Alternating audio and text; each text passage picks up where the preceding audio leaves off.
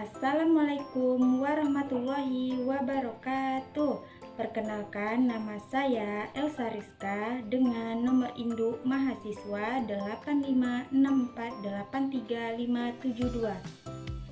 Kali ini saya akan melakukan tugas mata kuliah Pendidikan IPS di SD tentang merancang dan menerapkan metode sumber belajar IPS kelas tinggi, yaitu tentang pendekatan personal.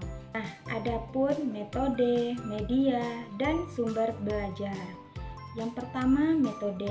Metode adalah cara, strategi, atau teknik yang digunakan oleh guru dalam melaksanakan proses belajar mengajar. Tujuannya adalah memastikan materi dapat tersampaikan dengan baik dan tujuan pembelajaran tercapai secara efektif dan efisien. Beberapa contoh metode dalam kegiatan pembelajaran.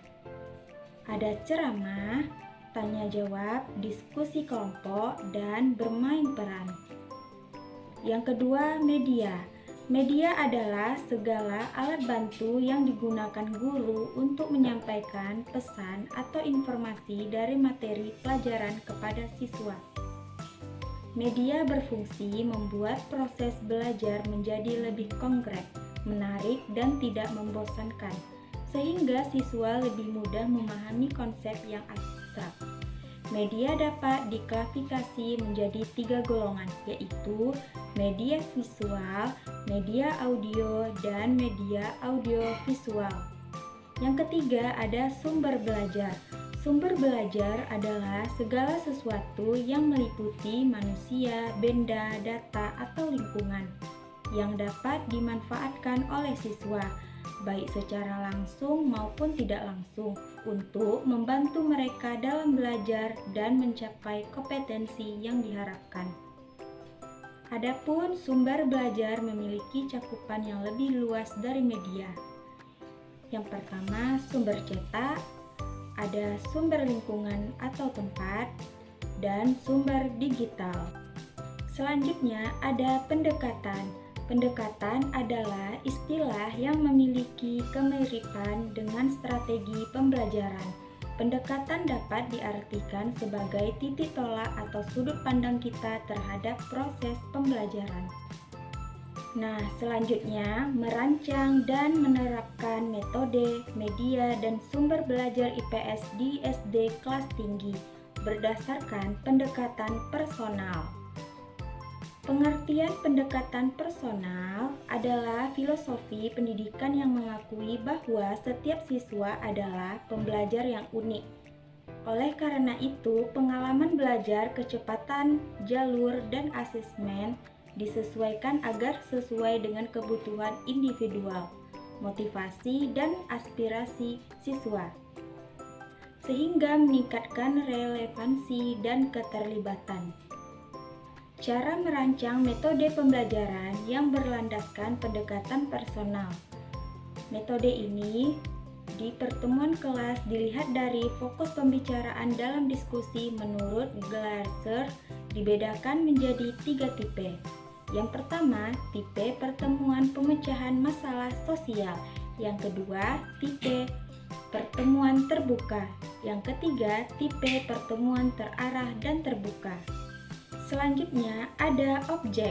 Objek kajian ilmu pengetahuan sosial atau IPS adalah manusia sebagai individu dan anggota masyarakat, serta seluruh aspek kehidupannya yang terjadi dalam konteks ruang atau geografi, waktu atau sejarah, dan interaksi sosial atau sosiologi, ekonomi, dan politik. Objek formalnya adalah hubungan timbal balik manusia dengan lingkungan fisik dan sosialnya. Objek materialnya adalah ilmu-ilmu sosial dan humaniora yang terintegrasi di dalamnya, misalnya sejarah, geografi, ekonomi, sosiologi, dan antropologi. Selanjutnya ada contoh metode pembelajaran. Metode pembelajaran adalah cara terencana yang digunakan guru untuk mencapai tujuan pembelajaran. Yang pertama, ceramah, penyampaian informasi lisan satu arah. Yang kedua, simulasi dan bermain peran. Siswa meniru situasi nyata atau peran tertentu. Yang ketiga, inquiry atau penemuan. Siswa menemukan konsep atau prinsip secara mandiri melalui penyelidikan. Yang keempat, diskusi kelompok. Pertukaran ide dan argumentasi dalam kelompok kecil untuk mencapai pemahaman bersama. Selanjutnya ada karakteristik. Karakteristik adalah sifat pembeda atau ciri khas dari suatu metode. Yang pertama, karakteristik ceramah, efisien untuk cakupan materi yang luas, namun cenderung pasif bagi siswa dan sulit mempertahankan fokus. Yang kedua, diskusi, mendorong partisipasi aktif, mengembangkan kemampuan kolaborasi dan berpikir kritis, serta berpusat kepada siswa. Selanjutnya, bermain peran, melibatkan emosi dan fisik siswa, efektif untuk menanamkan nilai dan perspektif sosial, bersifat pengalaman langsung. Yang terakhir, ada penyelidikan kelompok, memberikan otonomi tinggi kepada siswa, sangat kolaboratif, dan menekankan pada proses pemecahan masalah yang nyata. Selanjutnya ada tahap penggunaan metode pembelajaran. Tahapan ini adalah urutan langkah-langkah implementasi di kelas penyelidikan kelompok. Yang pertama, tahap pengungkapan topik. Guru menyajikan materi pokok secara umum atau pemicu. Siswa merespon pemicu tersebut dan mengidentifikasi subtopik atau masalah yang paling ingin mereka dalami. Yang kedua, tahap perencanaan. Siswa membentuk kelompok berdasarkan minat yang sama. Mereka bersama-sama merencanakan secara detail apa tujuan penyelidikan, sumber data apa yang akan digunakan, dan bagaimana pembagian tugas individu. Yang ketiga, tahap pelaksanaan penyelidikan.